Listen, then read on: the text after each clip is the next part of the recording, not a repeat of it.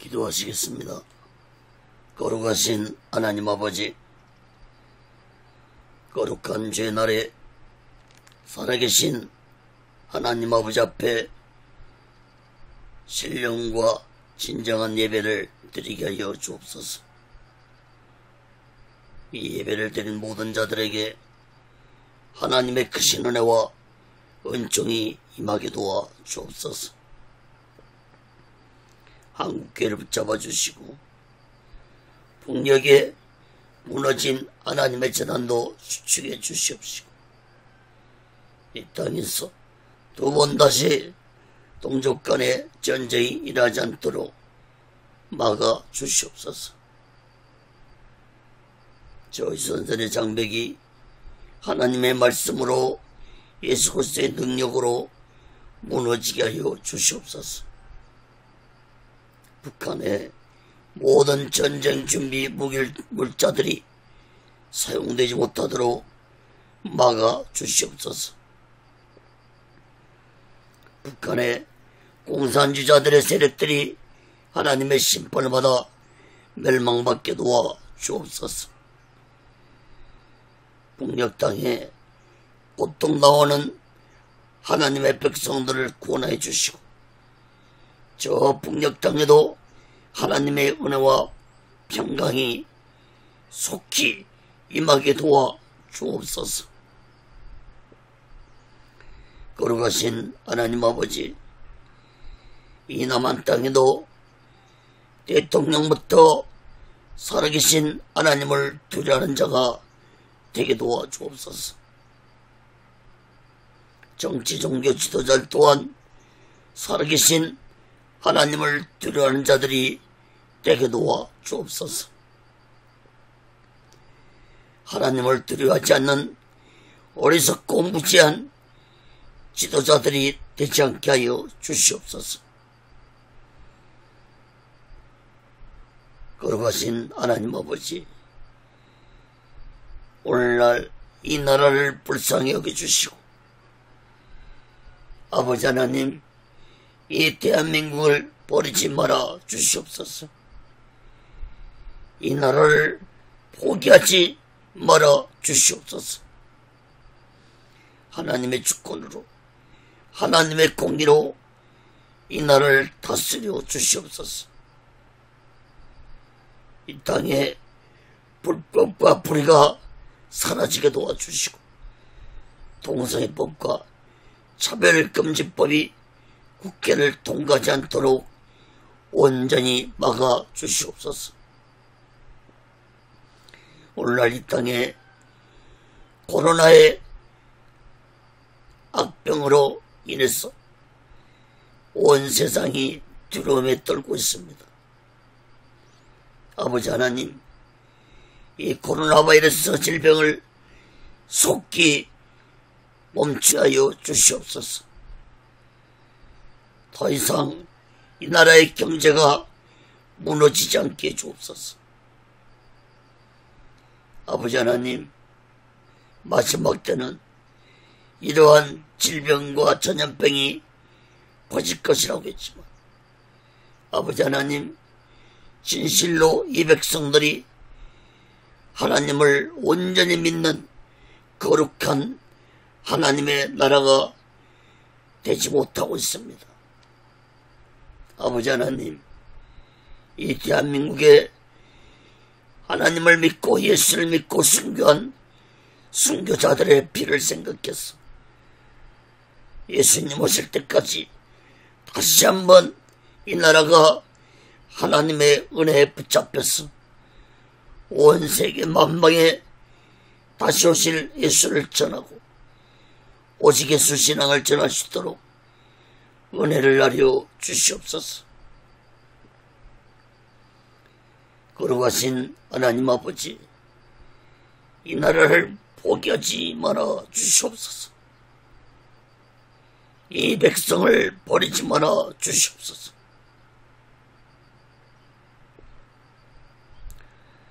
하나님 아버지, 오늘 시간에도 하나님의 말씀이 선포될 때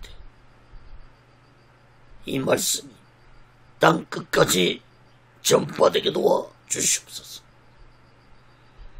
저 북녘 땅까지도 전해지게 도와주시고 중국 지하교회 성도들에게도 전해지는 놀라운 하나님의 말씀이 되게 하여 주시옵소서. 부족한 종을 이 시간에도 성령의 도구로 말씀의 도구로 온전히 사용해 주시옵소서. 오직의 순례는도 하나님의 뜻 가운데서 세워주시고 인도하시고 다스려 주시옵소서. 모든 영광을 하나님께 드리고 예수 그리스도로 간절히 기도합니다. 아멘. 할렐루야. 오직 예수. 마태복음 11장 말씀을 전하겠습니다. 메시아신 예수. 이러한 제목으로 하나님의 말씀을 전할 때 여러분 모두에게 하나님의 크신 은혜와 은총이 임하기를 예수 그리스도로 간절히 축원합니다.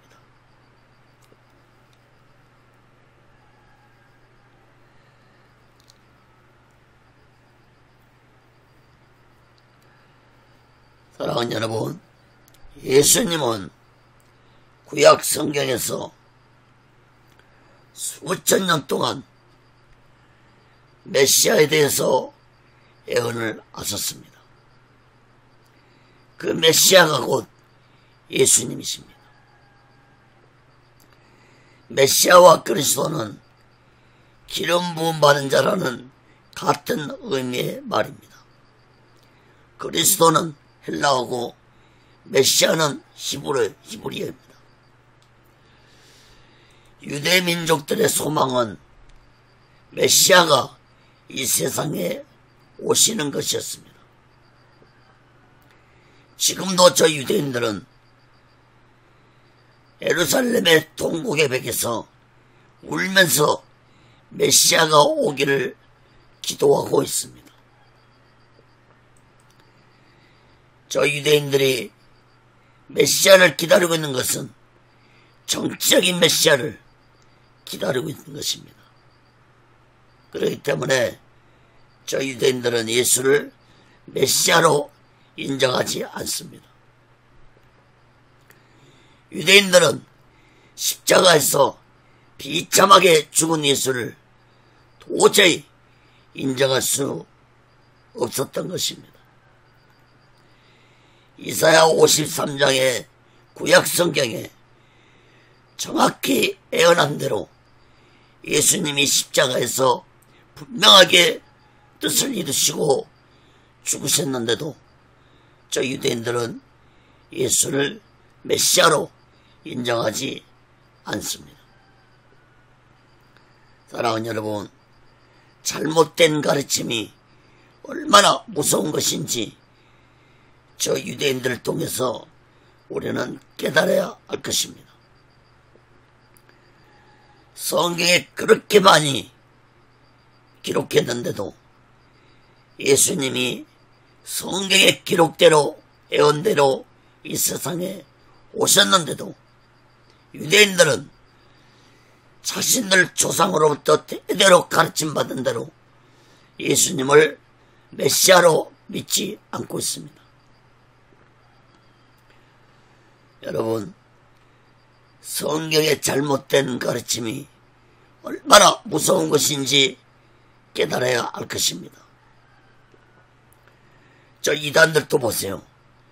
성경 말씀을 자신들의 지식과 생각으로 해석해서 전혀 하나님의 뜻하고는 다른 해석들을 하면서 수많은 사람들을 지옥의 멸망의 길로 인도하고 미혹하고 있습니다.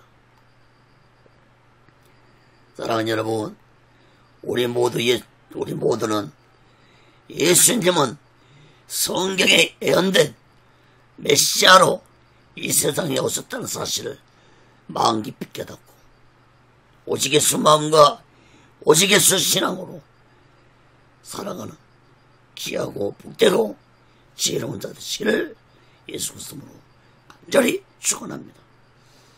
첫 번째로 세례 요한의 질문입니다.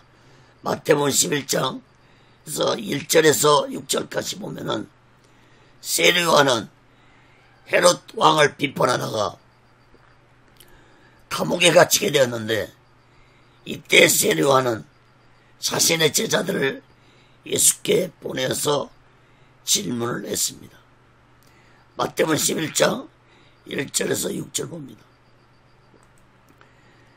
예수께서 12제자에게 명하시기를 마치시고 이에 저희 동네에서 가르치시고 전도하시려고 거기를 떠나가시니라. 요한이 옥에서 그리스도의 하신 일을 듣고 제자들을 보내어 예수께 여짜오되 오실 그이가 당신이 오리까? 우리가 다른 일을 기다리오리까? 예수께서 대답하여 가르치되 너희가 가서 듣고 보는 것을 요한에게 구하되 소경이 보며 안진뱅이가 거리며 문둥이가 깨끗함을 받으며 기머거리가 들이며 죽은 자가 살아나며 가난한 자에게 복음이 전파된다 하라. 누구든지 나를 인하여 실족하지 아니하는 자는 복이 있도다 하시니라. 예수님은 제자들을 떠나 보내시고 예수님 혼자서 여러 곳을 다니면서 복음을 전파하며 백성들을 가르쳤습니다. 2절 말씀을 주목해 보세요. 세례 요한은 감옥에서 예수님이 하시는 일을 듣고 자신의 제자들을 예수께 보내서 오실 그이가 당신이 오니까 아니면 우리가 다른 사람을 기다려오니까라고 물어보라고 말했습니다.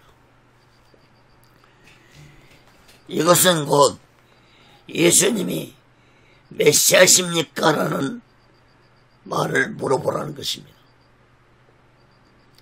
세례 요한은 예수님이 병자만 고치고 귀신들만 쫓아내는 것에 대해 의문을 갖게 되었습니다. 세례 요한은 예수님이 메시아라면은 자신처럼 헤롯을 대항해서 싸우고 이스라엘 나라를 로마로부터 독립을 시켜야 되는 줄로 생각했었습니다. 사랑하는 여러분, 서두에서도 말씀드렸지만 유대인들의 메시아 사상에 대한 잘못된 가르침이 세례 요한도 영향을 받았던 것입니다. 잘못된 가르침이 얼마나 무서운 것인지 깨달아야 할 것입니다. 하나님의 영으로 충만한 세례 요한도 잘못된 메시아 사상에 대한 가르침에서 벗어나지 못했습니다.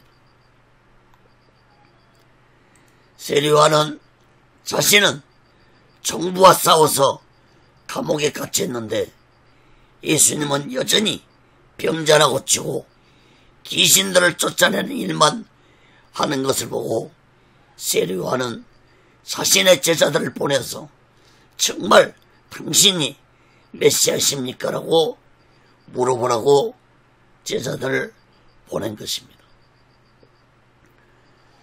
4절 6절에 보면은 예수님의 답변은 내가 바로 메시아라고 말씀하시지 않고 이사야 선지자의 예언의 말씀을 인용하면서 병자들이 고침을 받고 가난한 자에게 복음이 전파되고 있는 것을 세례 요한에게 알려주라고 말씀했습니다. 그리고 6절에 보면은 누구든지 나를 인하여 실족하지 아니하는 자는 복이 있다라고 말씀했습니다.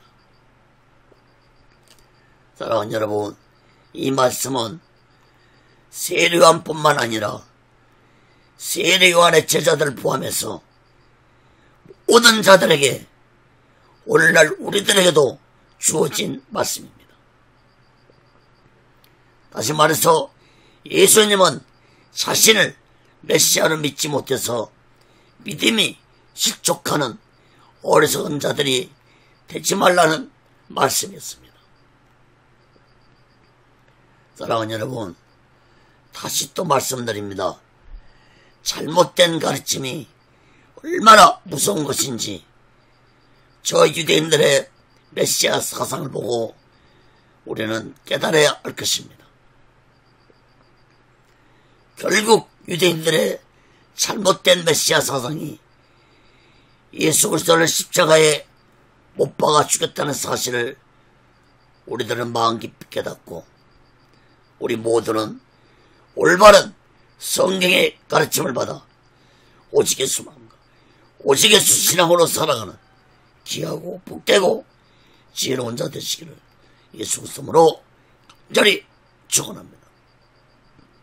두 번째로 마태복음 11장 7절에서 19절까지 보면은 세례 요한에 대해 말씀했습니다. 예수님은 세례 요한 제자들이 떠난 후에 예수님 앞에 모인 무리들에게 세례 요한에 대해 말씀하셨는데 세 가지로 살펴보겠습니다. 첫째, 너희가 무엇을 보려고 광야에 나갔더냐 했습니다. 마태복음 11장 7절에서 11절 봅니다. 저희가 떠나며 예수께서 무리에게 요한에 대하여 말씀하시되 너희가 무엇을 보려고 광야에 나갔더냐? 바람에 흔들리는 갈대냐? 그러면 너희가 무엇을 보려고 나갔더냐? 부드러운 옷 입은 사람이냐? 부드러운 옷을 입은 자들은 왕궁에 있느니라. 그러면 너희가 어찌하여 나갔더냐? 선자들을 보려느냐? 옳다. 내가 너희에게 이르노니 선자보다도 나은 자니라. 기록된 바 보라. 내가 내 사자를 내 앞에 보내노니 저가 내 길을 내 앞에 예비하리라 하신 것이 이 사람에 대한 말씀이니라. 내가 진실로 너에게 말하노니 여자가 낳은 자 중에 세례 요한보다 큰 이가 일어남이 없도다. 그러나 천국에서는 극히 작은 자라도 저보다 크니라. 여러분, 예수님은 백성들에게 세례 요한이 광야에서 회개하라고 외칠 때 많은 자들이 광야에 나왔고 요단강가에서 물세례를 쏠 때 수많은 사람들이 세례 요한에게 물세례를 받으며 회개를 했습니다. 예수님은 그때의 일을 백성들에게 상기시켜주면서 너희가 무엇을 보려고 광야에 나갔느냐고 물었습니다.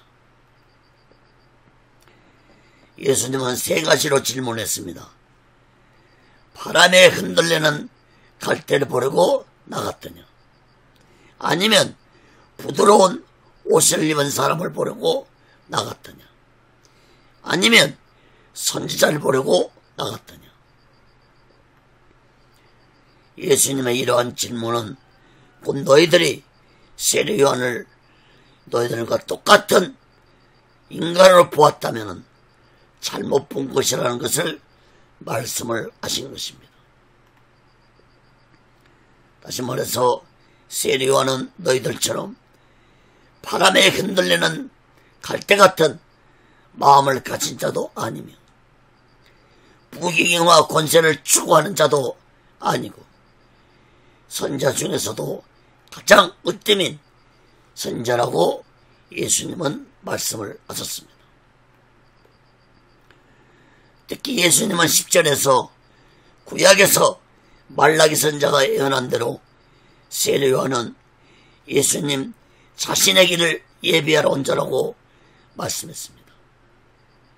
이 말씀은 곧 예수님 자신이 곧 메시아라는 사실을 선포하고 있는 것입니다.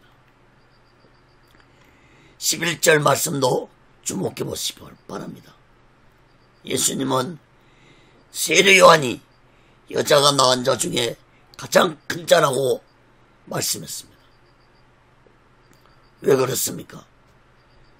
여러분, 세례 요한은 초림 예수님의 길을 예비했고 초림 예수로 인해서 신약의 최초의 순교자가 되었기 때문에 여자가 낳은 자 중에 가장 큰 자라고 말씀했습니다. 그러나 천국에서는 극히 작은 자라도 세례 요한보다 크다고 말씀했는데 이 말씀은 곧 천국에서 세례 요한이 작은 자라는 의미의 말씀이 아닙니다. 예수님의 말씀은 곧 세례 요한이 깨닫지 못한 것을 신약의 믿음의 사람들이 깨닫고 체험할 것이기 때문에 말씀을 하신 것입니다. 사랑하는 여러분, 신약시대의 믿음의 사람들은 예수님의 십자가의 구속사와 사망 권세에 계시고 부활하신 예수를 믿고 또한 성령 세례를 받고 또한 성령 충만함으로 신앙생활할 것을 예수님이 말씀을 하신 것입니다.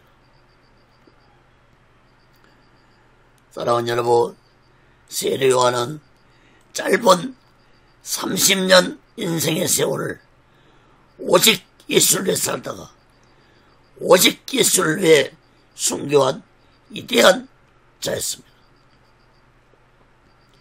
사랑하는 여러분, 우리가 순교는 못할지라도 세례 요한처럼 오직 예수 마음과 오직 예수 신앙으로 살다가 이 세상 떠나서 천국에서 영원히 살아가는 귀하고 복되고 지혜로운 자 되시기를 예수 그리스도로 간절히 축원합니다. 작은 두 번째로 세례 요한 때부터 천국은 침노한 자의 것이라고 말씀했습니다. 마태복음 11장 12절에서 14절 봅니다. 세례 요한의 때부터 지금까지 천국은 침노를 당하느니 침노하는 자는 빼앗느니라. 모든 선자와 및 율법에 예언한 것이 요한까지니 만일 너희가 즐겨받을진대 오리라 한 엘리야가 곧 이 사람이니라.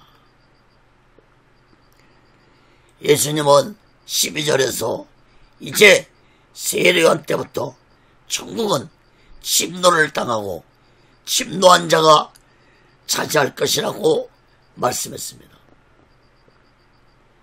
이 말씀은 곧 이제 누구든지 세례 요한이 예쳤던 회개하라 천국이 가까웠다는 말대로 누구든지 자신의 죄를 회개한 자에게 천국이 주어질 것이라는 말씀인 것입니다.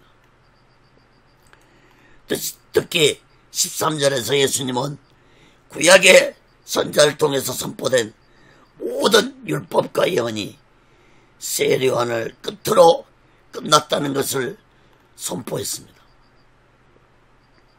사랑하는 여러분, 예수님의 선포는 새로운 은혜의 시대가 올 것을 예언하고 있는 말씀입니다. 여러분, 구약의 말씀은 이스라엘 백성들에게만 주어진 말씀이었습니다.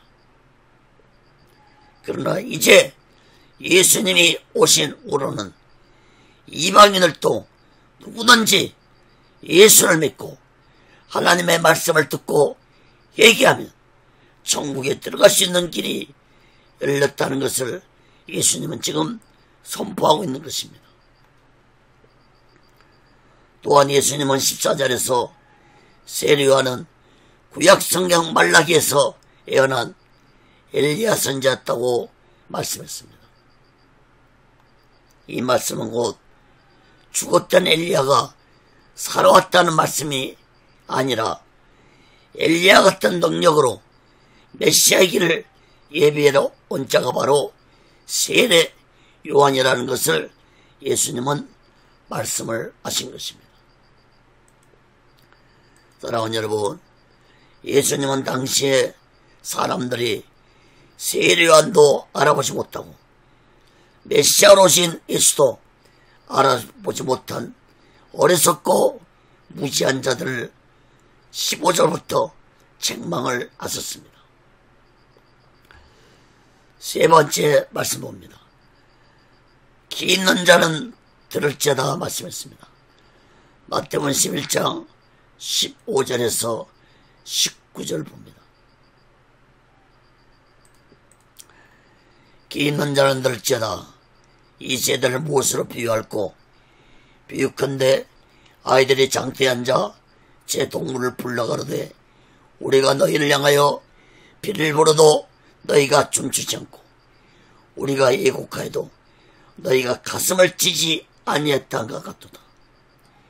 요한이 와서 먹지도 않고 마시지도 아니하며 저희가 말하기를 귀신이 들렸다 하더니 인자는 와서 먹고 마시며 말하기를 보라 먹기를 탐하고 포도주를 즐기는 사람이요 세리와 죄인의 친구로다 하니 지혜는 그 행한 일로 인하여 옳다함을 얻느니라. 여러분, 귀 있는 자는 들으라는 말씀은 곧 말씀을 듣고 깨닫는 자들이 되라는 말씀입니다. 예수님 당시에 악한 시대를 예수님은 비유적으로 말씀했는데 아이들이 장터에 앉아 놀고 있는 비유를 통해서 말씀을 하셨는데 아이들은 유대인 결혼식 놀이를 하면서 유대인들은 결혼식 때 피를 불면서 즐겁게 춤을 추면서 지냅니다. 아이들이 그 결혼식 놀이를 하자고 동무들을 불러도 동무들이 오지 않고 또 아이들은 장례놀이를 하면서 친구들에게 놀자고 해도 놀아주는 친구가 없는 것처럼 당시의 사람들이 철저하게 세례요한과 예수님을 멸시하고 배척했다는 것에 대해서 예수님이 비유로 말씀하신 것입니다. 18절 19절에 보면은 예수님은 세례요한이 광야에서 메뚜기와 석청만 먹으면서 생활하자 사람들은 세례요한을 귀신이 들렸다고 멸시했고 예수님은 세리들과 죄인들과 먹고 마시고 예수님이 즐기자 예수님은 먹기를 탐하고 포도주를 즐기는 자라고 멸시했다고 말씀했습니다. 여러분 19절 마지막 부분에서 지혜는 그 행한 일로 인하여 옳담을 얻느니라라고 말씀했습니다. 이 말씀은 곧 자신들의 판단으로 상대방을 멸시하는 자가 되지 말고 하나님의 지혜로 생각하고 판단하라는 말씀입니다. 사랑하는 여러분, 세례요한의 금욕주의도 오직 하나님의 뜻을 이루기 위한 것이었고 예수님이 세리들과 죄인들과 먹고 즐기는 것도 오직 하나님의 뜻을 이루기 위한 것이었다는 사실을 지혜 있는 자는 깨달으라는 말씀인 것입니다. 사랑하는 여러분, 고린도전서 10장 31절에 보면은 너희가 먹든지 마시든지 무엇을 하든지 다 하나님의 영광을 위하여 하라고 있습니다. 여러분, 우리의 신앙의 목적은 오직 하나님의 뜻을 이루고 하나님의 영광을 위해 살아가는 것이라는 사실을 마음 깊이 깨닫고 오직 예수 마음과 오직 예수 신앙으로 살아가는 지혜로운 자 되시기를 예수 그리스도로 간절히 축원합니다. 그건 세 번째로 마태복음 11장 20절에서 30절까지 보겠습니다. 심판날에 대해 말씀했습니다. 예수님은 자신이 메시아이심을 더욱 분명하게 말씀을 하셨는데 두 가지로 살펴보고 말씀을 마치겠습니다. 첫째, 심판날이 오기 전에 회개하라고 했습니다. 마태복음 11장 20절에서 24절 봅니다. 예수께서 권능을까지 가장 많이 베푸신 고을들이 회개치 아니하므로 그때 책망하시되 하가 있을진저 고라시나 하가 있을진저 벳세다야 너에게서 행한 모든 권능을 두루와 시돈에서 행하였다면 저희가 벌써 배옷을 입고 제한 자 회개하였으리라. 내가 너에게 이르노니 심판날에 두루와 시돈이 너희보다 견디기 쉬우리라. 가버나움아 네가 하늘에까지 높아지겠느냐 음부에까지 낮아지리라. 내게서 행한 모든 권능을 소돔에서 행하였다면 그 성이 오늘까지 있었으리라. 내가 너에게 이르노니 심판날에 소돔 땅이 너보다 견디기 쉬우리라 하시니라. 예수님이 여러 지역에 다니시면서 큰 권능으로 기적과 표적을 나타내 보이셨지만 사람들은 회개하는 자들이 소수였습니다. 예수님은 대표적으로 고라신과 벳세다 가버나움을 지역을 언급하시면서 회개하지 아니한 곳에 화가 임할 것이라고 말씀했습니다. 고라신과 벳세다는 가버나움 근처에 있는 지역입니다. 특히 이 벳세다 지역은 이곳에서 예수님이 500여의 기적을 일으켰던 곳이기도 합니다. 그런데 예수님의 이런 놀라운 기적과 표적을 많이 본 지역들이 회개하지 아니했다는 것은 기적과 표적만 체험하고 예수님을 믿지 아니했다는 것을 의미하는 것입니다. 예수님은 고라신과 벳세다에 보인 권능을 이방인 지역인 두로와 시돈에서 행했다면 이방인들은 자신들의 죄를 회개했을 것이라고 말씀했습니다. 이 말씀은 곧 당시의 유대인들이 얼마나 악했는지를 의미해주는 말씀입니다. 예수님은 고라신과 벳세다에 화가 임할 것이라고 선언하시면서 심판날에 이방인들에게 임한 심판보다도 더 무서운 심판을 이스라엘 백성들이 당하게 될 것이라고 말씀했습니다. 특히 23절에 보면은 가버나움에 임할 심판에 대해 말씀을 하셨는데 가버나움은 예수님이 거처를 두고 사시면서 가장 많은 기적과 표적을 행하셨던 곳입니다. 예수님은 가버나움에서 행했던 권능을 제약의 도시였던 소돔성에서 행했다면 소돔성 사람들이 회개하고 심판을 받지 아니었을 것이라고 말씀을 하시면서 가버나움은 심판날에 소돔성보다도 더 무서운 심판을 당하게 될 것이라고 말씀했습니다. 사랑하는 여러분, 이것은 예수님 당시에 그 시대가 얼마나 악했는지를 말씀해 주고 있는 것입니다. 여러분, 오늘날은 어떻습니까?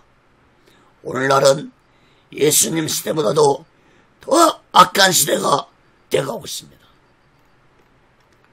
오늘날 회개하라고 외치는 자도 드물지만 자신의 죄를 회개하고 살아가는 자는 더욱 보기 힘든 시대가 되어가고 있습니다. 사랑하는 여러분, 마지막 심판날이 점점 가까워지고 있는 오늘날 이 시대에 우리 모두는 날마다 내 죄를 얘기하면서 오직 예수 마음과 오직 예수 전함으로 마지막 날을 준비하고 다시 오실 예수 그리스도를 기다리며 살아가는 지혜로운 자 되시기를 예수 그리스도로 간절히 축원합니다. 자, 두 번째로 영적 진리를 깨달아라 했습니다. 마태복음 11장 25절 26절 봅니다.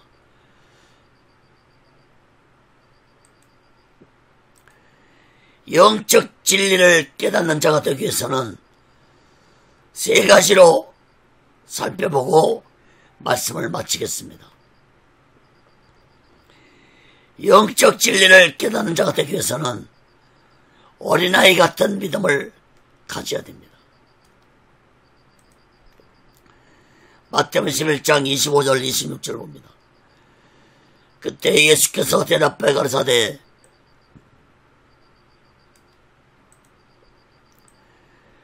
전지의 주제이신 아버지여, 이것을 지혜롭고 슬기 있는 자들에게는 숨기시고 어린 아이들에게는 나타내심을 감사하나이다. 옳소이다. 이렇게 된 것이 아버지의 뜻입니다. 예수님은 스스로 지혜롭다는 자들에게는 영적 진리를 감추고 어린아이 믿음을 가진 자들에게는 영적 진리를 보여주시는 것이 하나님의 뜻이라는 사실을 깨달으라고 말씀했습니다. 예수님은 마태복음 18장 3절에서도 가라사대 진실로 너희에게 이르노니 너희가 돌이켜 어린아이들과 같이 되지 않냐면 결단코 천국에 들어가지 못하리라. 그러므로 누구든지 이 어린아이가 같이 자기는 낮추는 그이가 천국에서 큰 자니라. 사랑하는 여러분, 어린아이들의 마음이 얼마나 깨끗하고 순진합니까?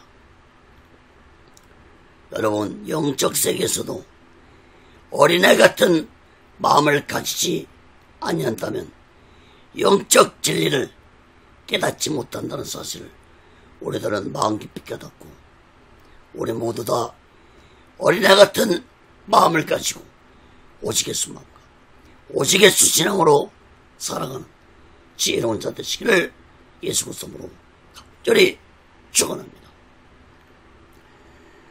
자, 두 번째로 하나님과 예수님 관계를 깨달아야 합니다.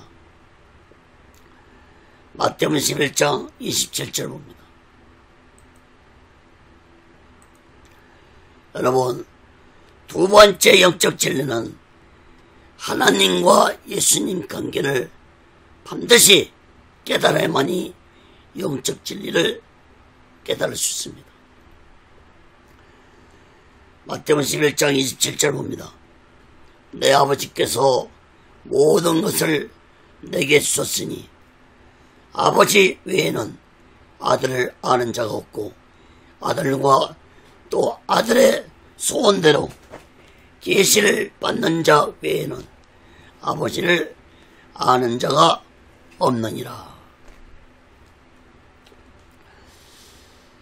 예수님은 마태복음 7장과 10장에서도 하나님을 내 아버지라고 놀라운 말씀을 하셨는데, 오늘 본문 마태복음 11장 27절에서도 하나님은 더욱 강하게 하나님과 예수님 자신의 관계를 분명하게 말씀을 하셨습니다.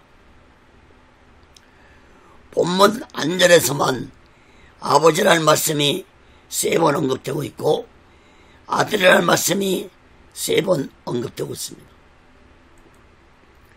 예수님은 강하게 자신과 하나님과의 관계를 아주 강하게 말씀하고 있는 것입니다. 여러분, 당시에 하나님을 내 아버지라고 말한다는 것은 신성 모독죄였습니다. 후에 유대인들은 예수님을 죽일 때 하나님을 아버지라고 했다는 신성 모독죄로 예수님을 십자가에 못 박아 죽였습니다. 사랑하는 여러분, 오늘 본문 말씀은 예수님이 누구신지 알 수 있는 너무나도 중요한 말씀입니다. 이 말씀은 곧 삼위일체 되신 하나님 중에서 성부 하나님과 성자 하나님이 일체가 되시는 분이었음을 예수님이 증거하고 있는 것입니다. 여러분, 하나님께서 예수님에게 모든 것을 다 주셨다고 말씀하면서 아버지 외에는 아들을 아는 자가 없다고 말씀하셨는데, 이 말씀은 곧 인간의 지식으로는 예수님을 알 수 없다는 말씀인 것입니다. 또한 예수의 계시를 받지 않고서는 하나님도 알 수 없다고 말씀했습니다. 다시 말해서 이 말씀은 곧 성부 하나님을 모르고서는 예수님도 알 수 없고, 예수를 모르고서는 하나님도 알 수 없다는 말씀인 것입니다.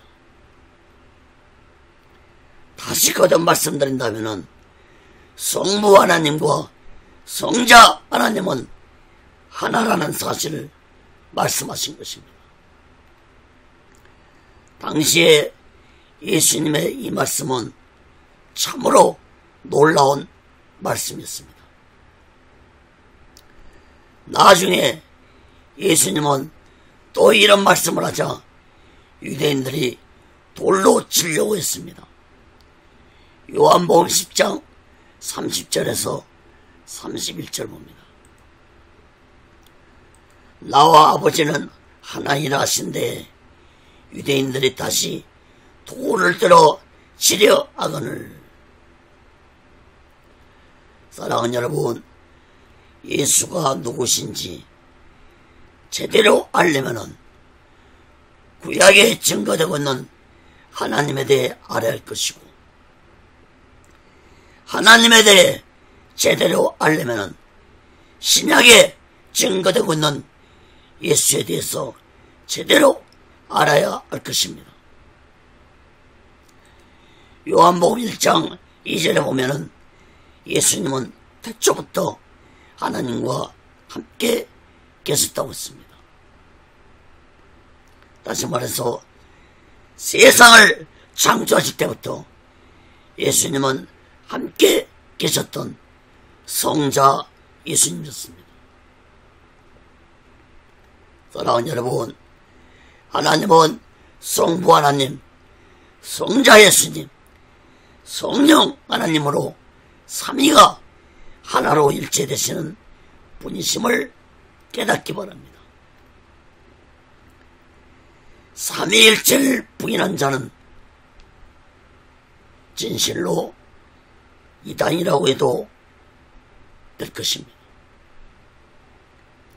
사랑하는 여러분, 하나님이 보내주신 예수 그리스도를 믿지 아니하고서는 결코 구원받지 못한다는 사실을 우리 모두는 마음 깊이 깨닫고, 우리 모두는 오직 예수 마음과 오직 예수 신앙으로 살아가는 귀하고 복되고 지혜로운 자 되시기를 예수 그리스도로 간절히 축원합니다. 다음 세 번째로, 세 번째 영적 진리는 예수 안에서 안식을 구하는 것입니다. 마태복음 11장 28절에서 30절 봅니다. 예수 안에서 안식을 구하라는 것입니다. 수고하고 무거운 짐진 자들아 다 내게로 오라. 내가 너희를 쉬게 하리라. 나는 마음이 온유하고 겸손하니 나의 멍에를 메고 내게 배우라. 그러면 나의 마음이 쉼을 얻으리니 너의 마음이 쉼을 얻으리니 이는 내 멍에는 쉽고 내 짐은 가벼움이라 아시니라. 여러분, 예수님은 사람들의 삶이 힘들다는 것을 너무나 잘 알고 계셨습니다. 예수님은 그 무거운 인생의 짐을 그대로 가지고 예수께 나오라고 말씀했습니다. 예수님은 그 무거운 인생의 짐을 가지고 예수께 나와서 그 인생의 짐을 벗고 대신 예수님의 멍에를 메고 살면 너의 마음이 안식을 얻을 것이라고 말씀했습니다. 여러분 30절 말씀을 주목해 보세요. 예수님이 주신 멍에는 쉽고 가벼운 것이라고 했습니다. 멍에는 소의 멍에를 말합니다. 소의 목과 어깨에 얹혀진 나무로 만든 고리 모양의 기구가 멍에입니다. 예수님의 멍에는 쉽고 짐은 가볍다고 했습니다. 다시 말해서 예수님은 육적인 삶을 스스로 해결하려고 하지 말고 무거운 짐을 가지고 예수께 나와서 그 짐을 예수님 발 앞에 법 내려놓고 예수께 맡기고 대신 예수님이 주신 멍에를 짊어지라는 말씀인 것입니다. 여러분 29절 말씀을 주목해 보세요. 나는 마음이 온유하고 겸손하니 나의 멍에를 메고 내게 배우라. 그러면 너의 마음이 쉼을 얻으리니. 이 말씀은 곧 오직 예수 신앙으로 살면 너의 마음이 안식을 얻으며 살아가게 될 것이라는 말씀인 것입니다. 사랑하는 여러분, 인생의 힘든 삶을 스스로 해결하려고 하지 말고 우리 모두 다 예수께 나와서 무거운 인생의 짐들을 예수께 맡기고 대신 오직 예수 신앙의 영적 짐을 지고 살아간다면 평안한 안식을 주시겠다는 이 예수님의 약속을 우리 모두는 굳게 믿고 오직 예수 마음과 오직 예수 신앙으로 살아가는 귀하고 복되고 지혜로운 자 되시기를 예수 그리스도로 간절히 축원합니다. 말씀을 맺겠습니다. 사랑하는 여러분, 우리 인생에 예수를 믿는 것이 얼마나 중요한 것인지 깨닫고 살아가시기 바랍니다. 여러분, 세상 속에는 많은 종교들이 있습니다. 그러나 예수를 믿는 기독교는 종교 이상의 것입니다. 오늘날 교회를 다니고 예수 믿는 것을 하나의 종교생활로 끝나버린다면 참으로 어리석고 무지한 자라는 사실을 깨닫기 바랍니다. 사랑하는 여러분, 여러분은 살아계시고 전능하신 하나님을 믿고 계십니까? 그 하나님이 인간의 육의 몸으로 오셔서 십자가에서 나의 죄를 대속하시고 나를 구원시켜 주시기 위해서 십자가에서 온몸에 물과 피를 흘리시고 죽으셨습니다. 여러분, 이 놀라운 사실 앞에 우리들은 나의 모든 삶을 던지고 무너져야 할 것입니다. 어찌할 고난은 통곡이 터져나와야 할 것입니다. 사랑하는 여러분, 나와 하나님은 하나라고 예수님이 수차례 말씀하셨고, 세상을 창조하실 때에도 하나님과 함께 하셨던 분이 예수님이셨습니다. 특히 빌립보서 2장 6절에 보면은 그는 근본 하나님의 본체시나 하나님과 동등됨을 취할 것으로 여기지 아니하시고. 사랑하는 여러분, 예수님은 하나님의 본체이셨습니다. 그 예수님을 알아보지 못하고 멸시했던, 배척했던 저 이스라엘 민족들처럼 어리석고 무지한 자들이 되지 마시고, 우리 모두는 지금부터라도 내 인생의 무거운 짐을 혼자 짊어지고 혼자 해결하려 하지 말고, 수고하고 무거운 짐진 자들아, 다 내게로 오라.